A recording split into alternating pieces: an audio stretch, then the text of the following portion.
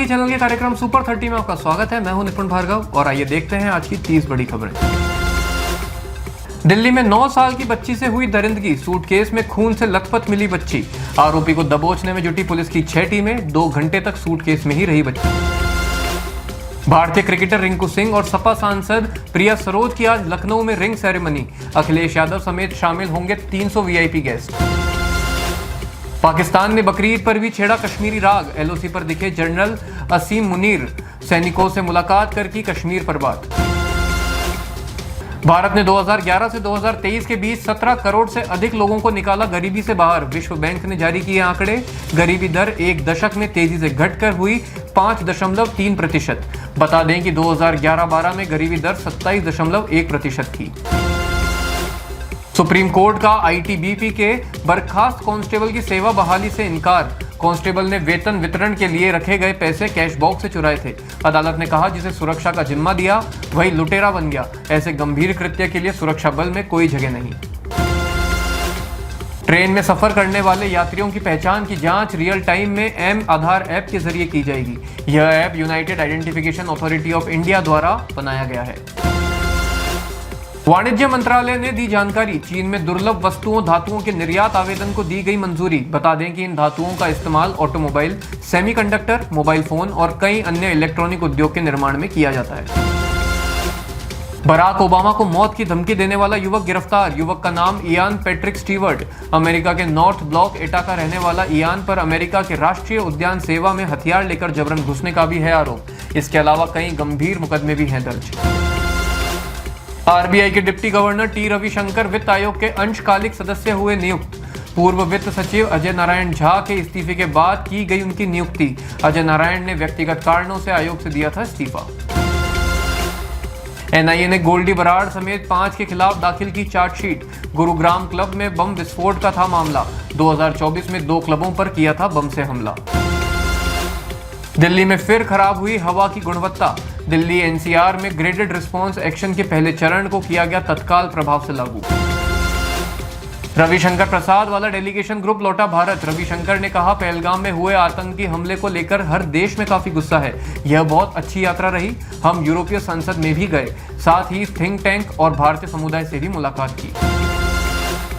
चिराग पासवान ने बिहार चुनाव अभियान में ठोकी ताल। पार्टी ने रविवार को भोजपुर जिले के आरा में एक रैली के साथ अपने चुनाव अभियान की करी शुरुआत। पंजाब एवं हरियाणा उच्च न्यायालय ने पंजाब सरकार की जल विवाद याचिका को किया खारिज।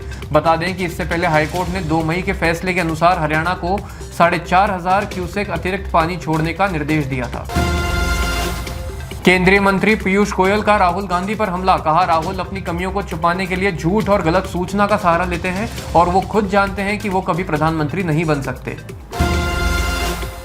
पंजाब में हथियार तस्करी गिरोह का हुआ भंडाफोड़। 3 व्यक्ति गिरफ्तार, सभी आरोपी अमृतसर के निवासी। सिद्धू मूसेवाला की डॉक्यूमेंट्री पर मचा बवाल। पिता बलकौर सिंह ने महाराष्ट्र पुलिस को लिखा पत्र, डॉक्यूमेंट्री को बताया झूठ।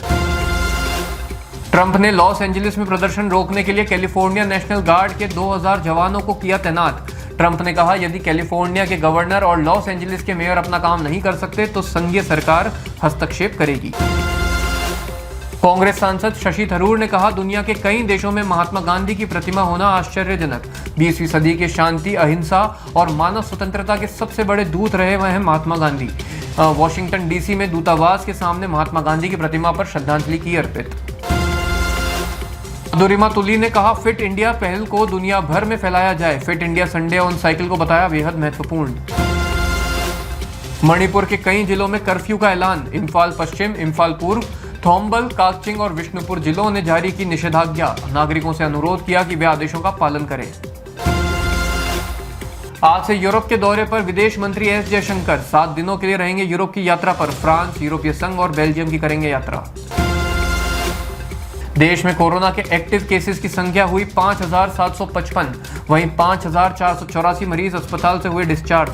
बता दें कि पिछले 24 घंटों में कोरोना की वजह से देश भर में 4 मौतें हुई हैं।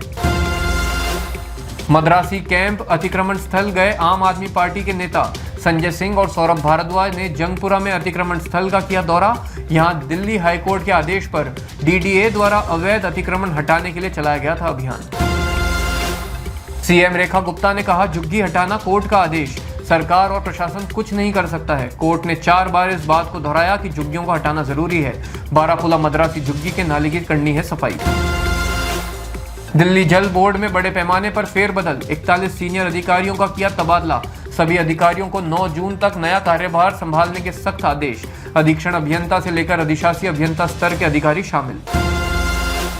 केंद्रीय मंत्री गिरिराज सिंह ने राहुल गांधी पर किया पलटवार, राहुल गांधी को बताया मौसम वैज्ञानिक।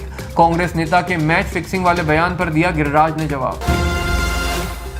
ईरान ने अपने परमाणु प्रतिष्ठानों के निरीक्षण के लिए दी मंजूरी। राष्ट्रपति पेजेश्कियन ने कहा, किसी की जबरदस्ती और दबाव नहीं करेंगे बर्दाश्त। ईरान की परमाणु गतिविधियां पूरी तरह से पारदर्शी हैं। बीआरएस विधायक मंगती गोपीनाथ का 63 वर्ष की आयु में हुआ निधन। तेलंगाना में विपक्षी पार्टी की विधायक ने सुबह 5:45 बजे ली अंतिम सांस। 2023 में मोहम्मद अजरुद्दीन को हराया था। ठाणे में एक 14 मंजिला आवासीय इमारत में लगी आग। मुमरा इलाके की घटना। इलेक्ट्रिक डक्ट में लगी थी आग। गनीमत रही कि कोई आवासीय फ्लैट इसकी चपेट में नहीं आया। सुपर 30 में आज के लिए इतना ही। कल फिर आपसे मुलाकात होगी। तब तक के लिए देखते रहिए आपका अपना चैनल बात आज की। धन्यवाद।